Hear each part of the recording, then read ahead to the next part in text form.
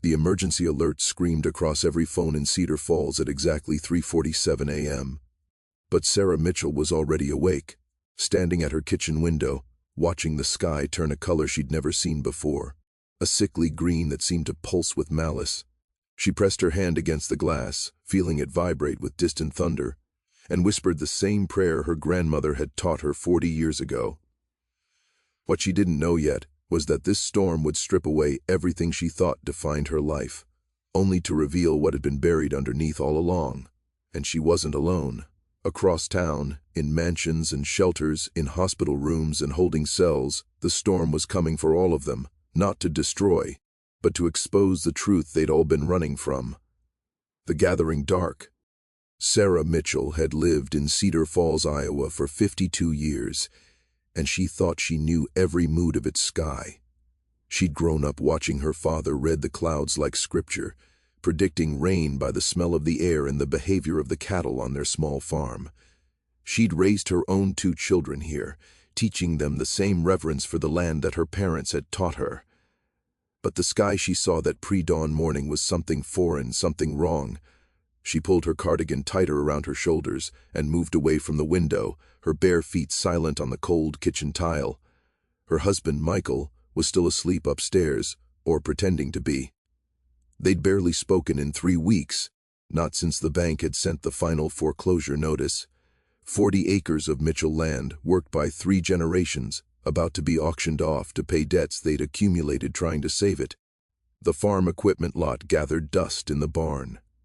The fields lay fallow, and between Sarah and Michael stretched a silence so vast it felt like its own kind of storm. She made coffee by muscle memory, her hands shaking slightly as she measured the grounds. The emergency alert had said severe weather imminent, but it was the way the meteorologist's voice had cracked that frightened her. Jim Patterson had been forecasting weather for Channel 7 for 30 years, and she'd never heard fear in his voice before. Across town, in a corner apartment above the defunct Woolworth's building, Marcus Chen stared at the same alert on his phone. He'd been packing, methodically folding the last of his possessions into cardboard boxes, when the notification lit up his screen. The apartment was nearly empty now, just boxes, a sleeping bag, and the weight of his failure pressing down on everything. 6 months ago, Marcus had been the golden boy of Cedar Falls, the hometown kid who'd graduated from Stanford and come back to save Main Street. His tech startup was going to bring remote jobs to rural Iowa, bridge the digital divide, prove that you didn't have to abandon small towns to build something meaningful. The mayor had given him the key to the city. The local paper had run a front-page story with a headline that made him cringe now. Cedar Falls' future is here. But venture capital dried up.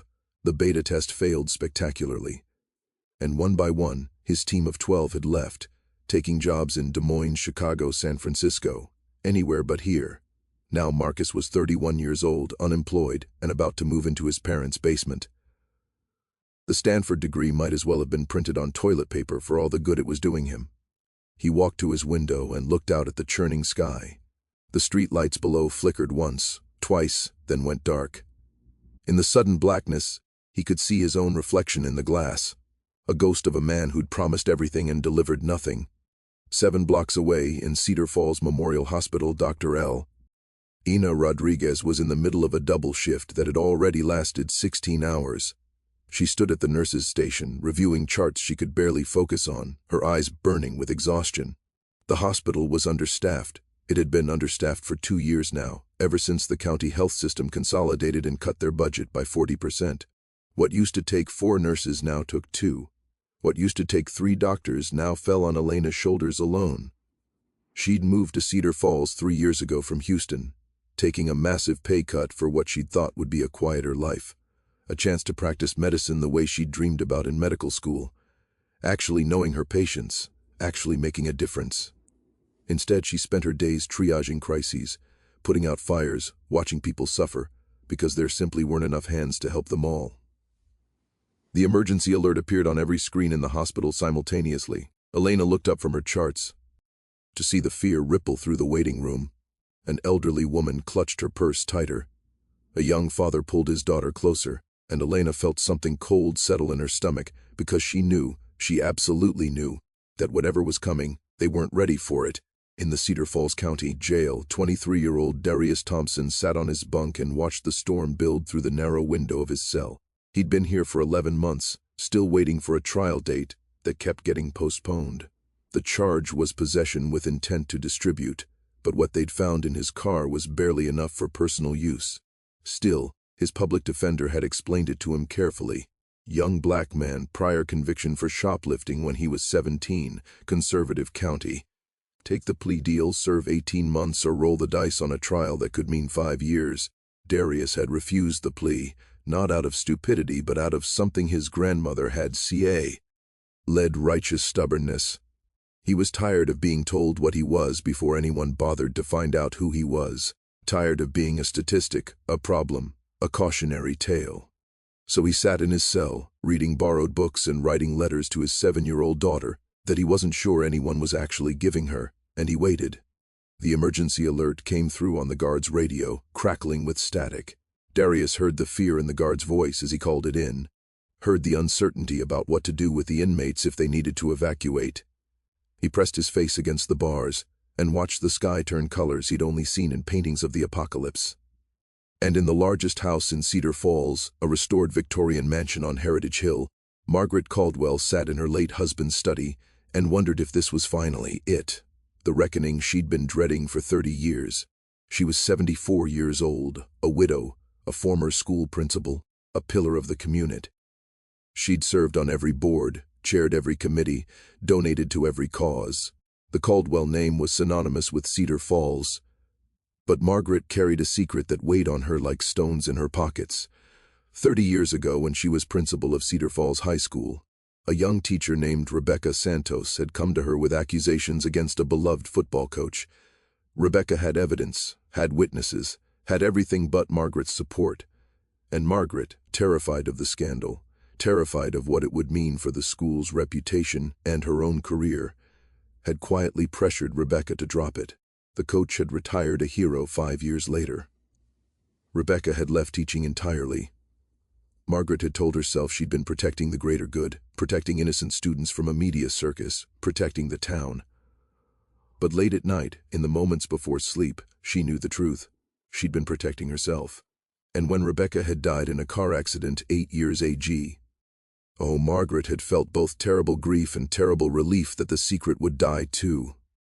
Now she sat in the dark study listening to the wind begin to howl and wondered if storms could carry judgment. The weather sirens started at 4:15 a.m., their wail cutting through the darkness like a wound. Sarah Mitchell's phone rang almost immediately, her daughter calling from Des Moines, voice tight with panic. "Mom, they're saying it's an EF4, maybe stronger. You need to get to the basement. Where's Dad?" Sarah looked at the ceiling, toward the bedroom where Michael was still lying motionless. "He's here. We'll be fine, sweetheart. You stay safe." But as she hung up, she realized she didn't know if they would be fine. The marriage felt like one of those condemned buildings downtown, structurally unsound, waiting for the right gust of wind to bring it all down. And maybe this was that wind. Marcus Chen grabbed his laptop bag, the one thing he couldn't bear to leave behind because it held all the code, all the work, all the evidence of what he'd tried to build, and ran down the stairs as the building shook. Outside, the streets were chaos. People running, shouting, cars trying to navigate roads already blocked by debris. The wind hit him like a physical blow, and he realized with stark clarity that all his planning, all his innovation, all his Stanford education meant exactly nothing in the face of this raw, indifferent force. At the hospital, Elena Rodriguez was directing staff to move patients to interior hallways when the power went out completely. The backup generators kicked in, but she knew they had fuel for maybe 12 hours. Maybe. She looked around at the frightened faces, patients, families, her exhausted staff, and felt the weight of responsibility threaten to crush her. She was a good doctor. She'd trained at one of the best programs in the country. But she wasn't equipped for this. None of them were. In the jail, the lights went out and stayed out. Darius H. heard the guards arguing, heard the fear in their voices as they tried to decide what to do. The protocol for severe weather was to leave inmates in their cells. The building was reinforced concrete, supposedly safer than most places in town. But as the building began to shake, as he heard the sound of metal groaning and glass shattering somewhere above him, Darius realized that he might die here, locked in a cage for a crime he didn't really commit, and his daughter would grow up thinking he'd abandoned her.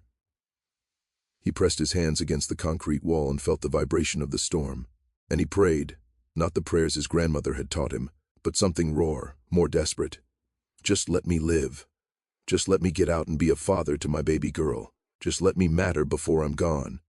Margaret Caldwell descended the stairs to her basement slowly, one hand on the railing, her arthritic knees protesting every step. The house was shaking now, the old bones of it creaking and groa. She'd lived here for 47 years, raised 3 children here, buried her husband from here. The walls held memories like layers of paint. Birthday parties, graduations, quiet Sunday mornings, terrible arguments, moments of joy so pure they hurt to remember. As she reached the basement and settled onto the old couch her grandchildren used to jump on, Margaret realized she was ready for whatever was coming. She'd spent 3 decades running from what she'd done, building walls of respectability and good works and community service to hide behind. But storms had a way of tearing down walls, and maybe that wasn't the worst thing. The tornado touched down at 4:47 a.m. on the western edge of Cedar Falls, and within 30 seconds, the world as they knew it ceased to exist. Sarah and Michael huddled together in their basement for the first time in weeks, his arms around her as the house above them disintegrated with a sound like the end of everything. She could feel his RT hammering against her back, could feel her own tears mixing with his on her neck, and she thought, this is what it takes. This is what it takes to remember we need each other. Marcus made it to the public shelter in the basement of the library just as the tornado hit. He was pressed against strangers in the dark, all of them reduced to the same desperate mathematics, breathing, surviving, hoping. His boxes were gone. His apartment was probably gone. His failure was scattered across the Iowa prairie. And somehow, in that moment, he felt lighter than he had in months. Elena worked by flashlight and muscle memory, treating injuries in hallways that shook with every gust, making impossible decisions about who could wait and who couldn't, holding the hand of an elderly man who was dying because she didn't have the equipment to save him. And as he took his last breath, squeezing her hand with surprising strength, she understood something she'd forgotten in all her exhaustion and frustration. This was why she'd become a doctor.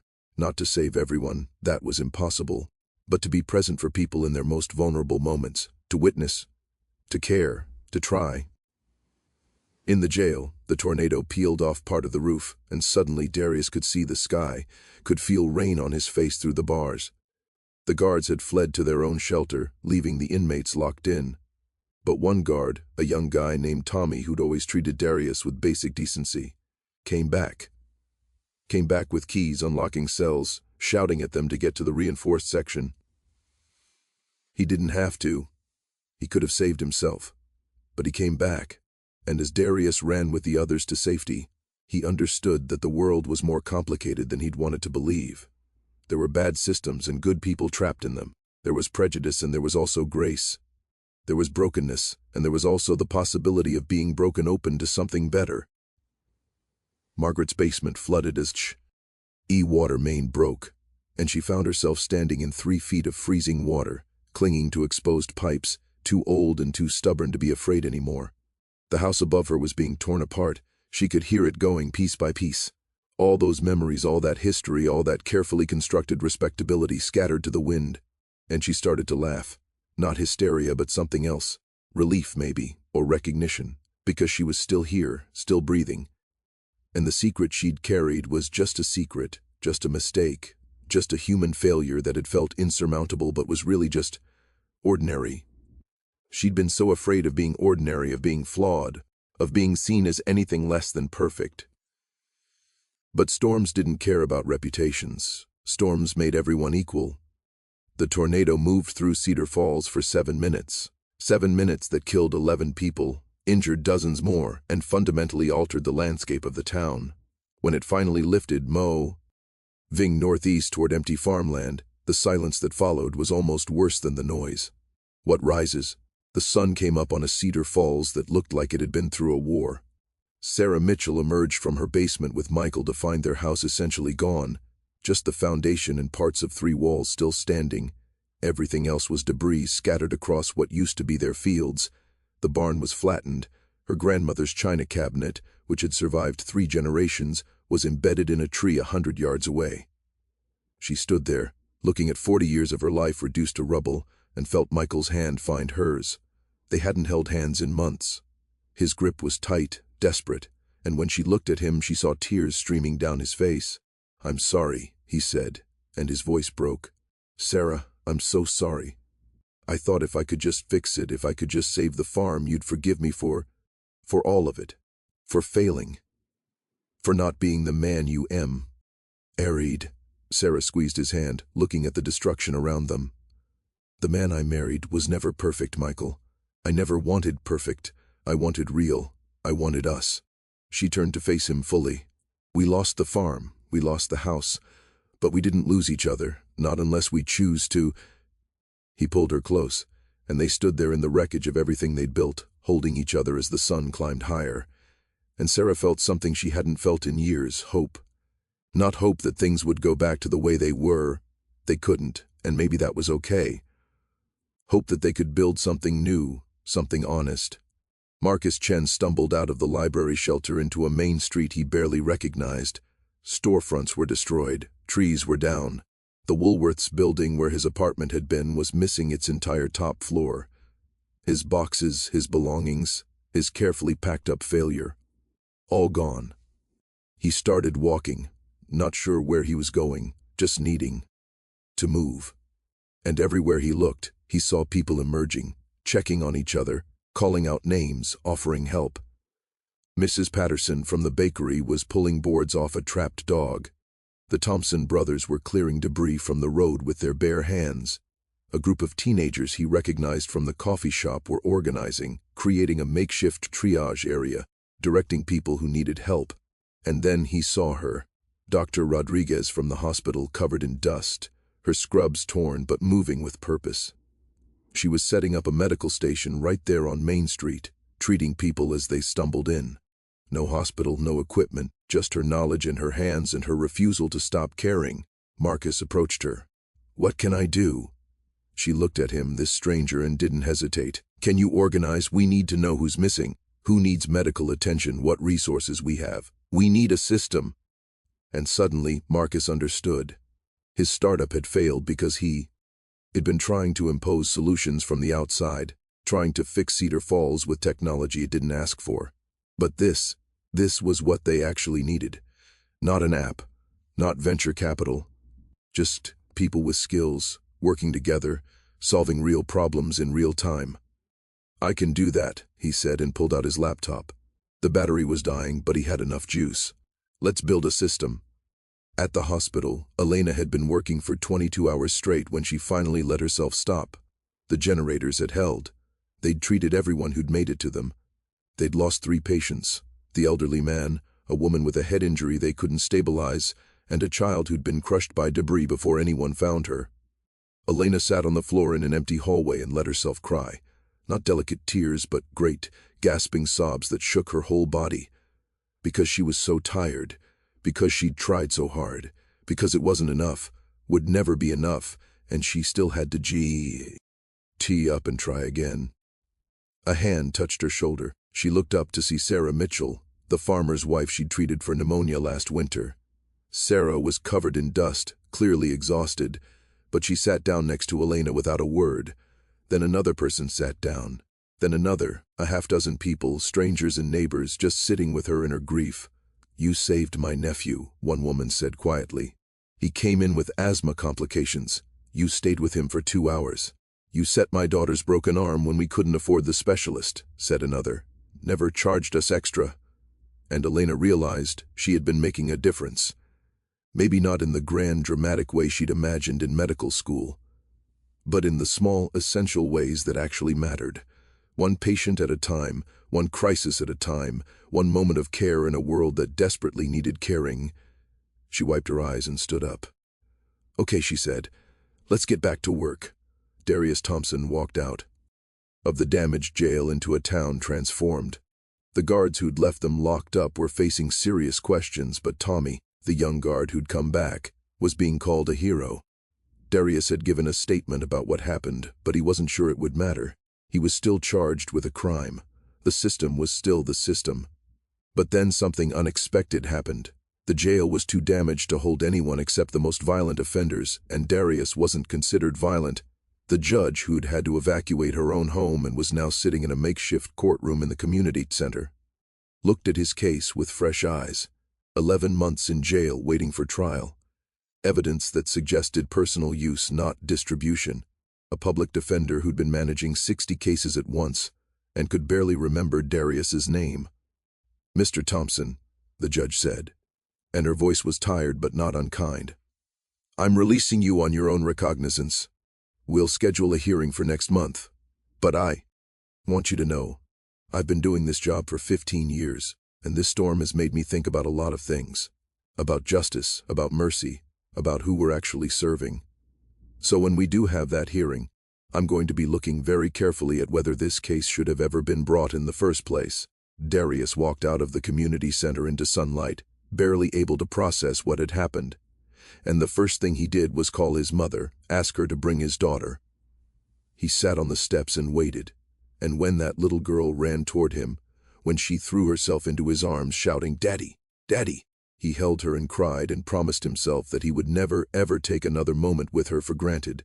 Margaret Caldwell stood in what used to be her living room, now open to the sky. Her house, her beautiful Victorian mansion, was essentially destroyed. The insurance would cover rebuilding, but she was 74 years old. Did she really want to spend her remaining years reconstructing a monument to her own ego? A young woman approached her, stepping carefully through the debris. It took Margaret a moment to recognize her. Rebecca Santos's daughter, now in her 30s, a teacher herself at the elementary school. "Mrs. Caldwell," the young woman said, and her voice was neutral, carefully controlled. "I wanted to check if you were okay."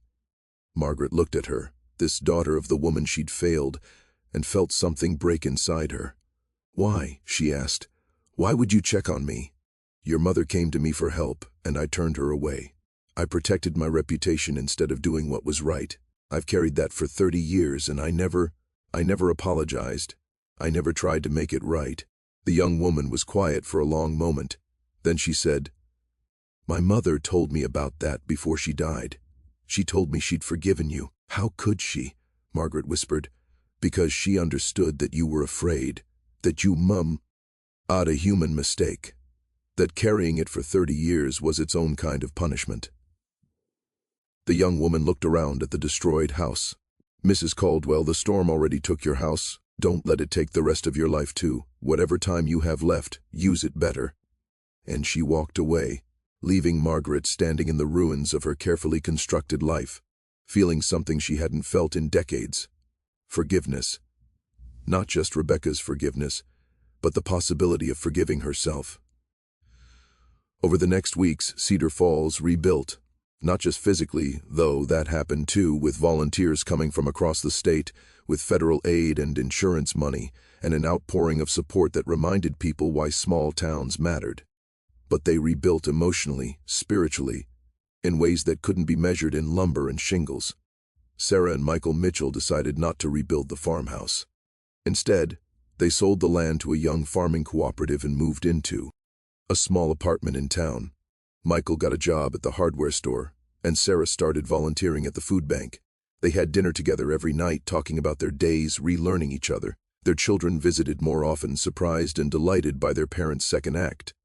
The marriage was different now, smaller, maybe, but more honest, more real. Marcus Chen's improvised disaster response system turned into something bigger. He partnered with Elena in the hospital to create a community resource network. Not a tech startup, not a Silicon Valley solution, but a practical, locally run system that connected people who needed help with people who could provide it. It wasn't going to make him a millionaire, but it was actually working, actually making a difference. And when the mayor asked him to join the town council, he said yes. Cedar Falls wasn't a stepping stone anymore. It was home. Elena Rodriguez stayed at the hospital, but she also started advocating, loudly, persistently, annoyingly, for better funding, better staffing, better support. She testified before the county board. She wrote op-eds. She organized the other doctors and nurses to speak up about what they needed. And slowly, things began to change. Not because she was a hero, but because she refused to be silent about what wasn't working. She'd learned that caring wasn't just about treating individual patients. It was also about fighting for systems that allowed good care to happen. Darius Thompson's charges were eventually dropped. The judge had indeed looked carefully at the case and found it wanting. He got a job at the community center, working with at-risk youth, and he saw his daughter every single day. He was still angry about the time he'd lost, about the injustice of a system that had locked him up for almost a year over something that should have been a traffic ticket. But he was also grateful for Tommy, the guard who'd come back, grateful for the second chance, and he used the anger and that gratitude to fuel his work, helping other young men navigate a system that was designed to trap them. Margaret Caldwell didn't rebuild her mansion. Instead, she donated the land to the town for a community park and moved into a small cottage near the river. She started a scholarship fund in Rebecca Santos's name for students who wanted to become teachers. She volunteered at the high school, mentoring young teachers, and when appropriate, she told her story about fear, about failure, about the cost of protecting reputation over people. She didn't do it for forgiveness, she'd already received that. She did it because the truth, however uncomfortable, was better than the careful lies she'd spent decades maintaining. 1 year after the storm, Cedar Falls held a memorial service for the 11 people who died. The whole town gathered in the new park on Margaret Caldwell's donated land, and one by one, they told stories. Stories of loss, yes, but also stories of survival. Stories of neighbors who'd helped neighbors. Stories of small acts of courage and large acts of love. Sarah Mitchell stood with Michael's arm around her and listened to a young father talk about Dr. Rodriguez saving his daughter's life. She watched Marcus Chen, now a town councilman, helping set up chairs for elderly residents. She saw Darius Thompson holding his daughter, whispering something to her that made her giggle. And she understood that the storm hadn't just destroyed, it had also revealed. It had stripped away the pretense, the pride, the careful facades they'd all been maintaining, and shown them what actually mattered. When it was her turn to speak, Sarah walked to the front of the crowd and looked out at faces she'd known her whole life. "I lost my farm," she said simply. 40 acres, 3 generations, gone, and I thought that loss would destroy me. But instead, it freed me.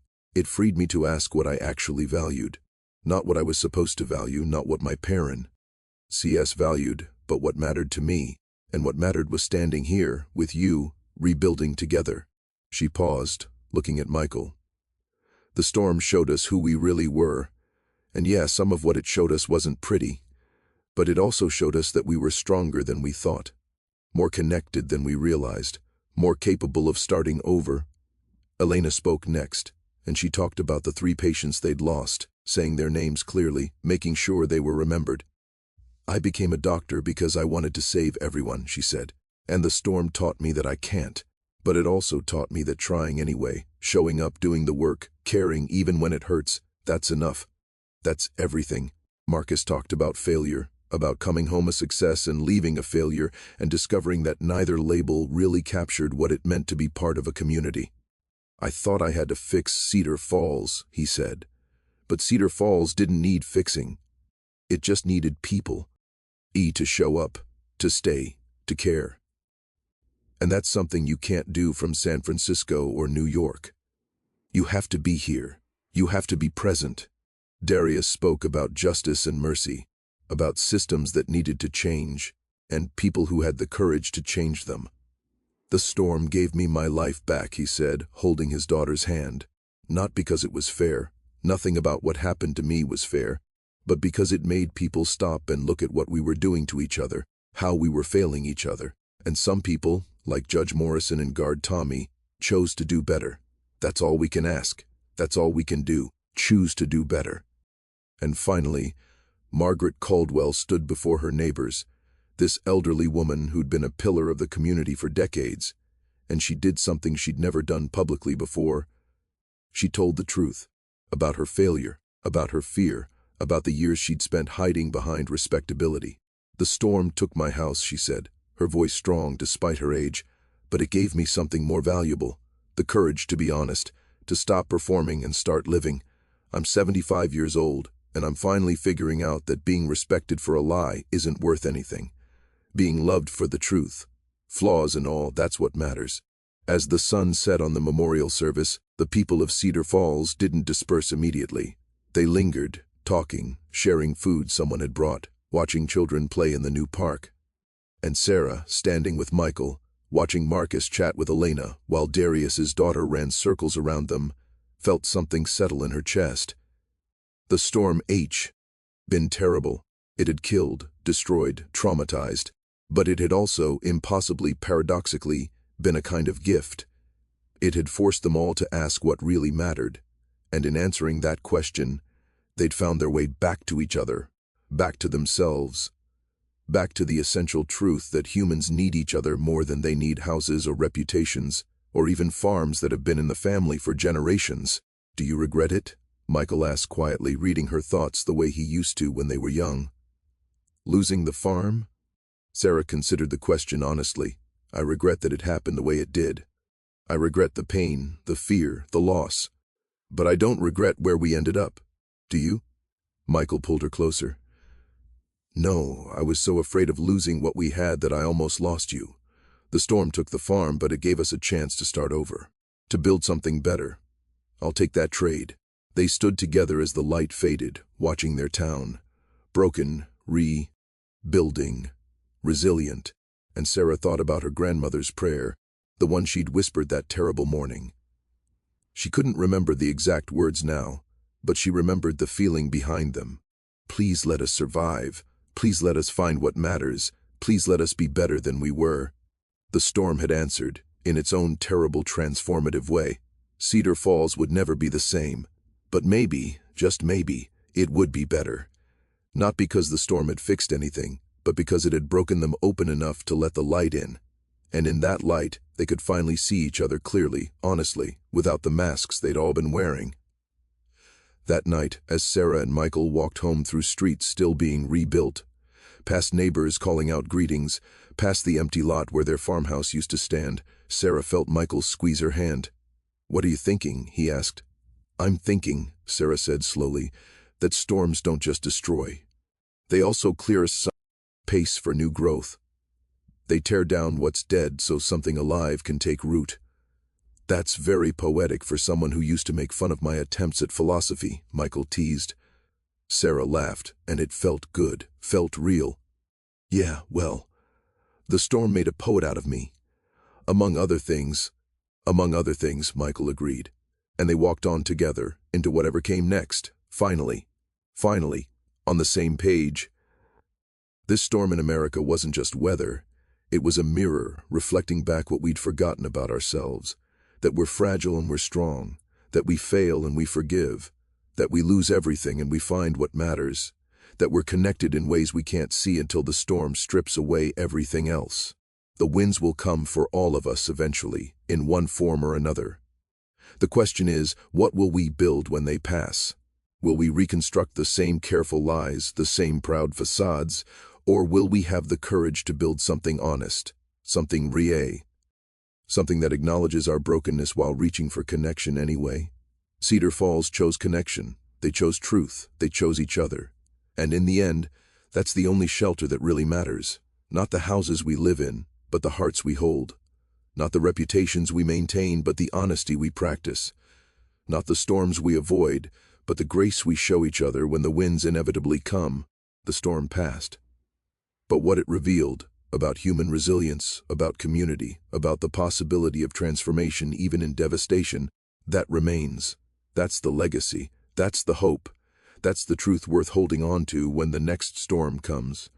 Because there will always be another storm.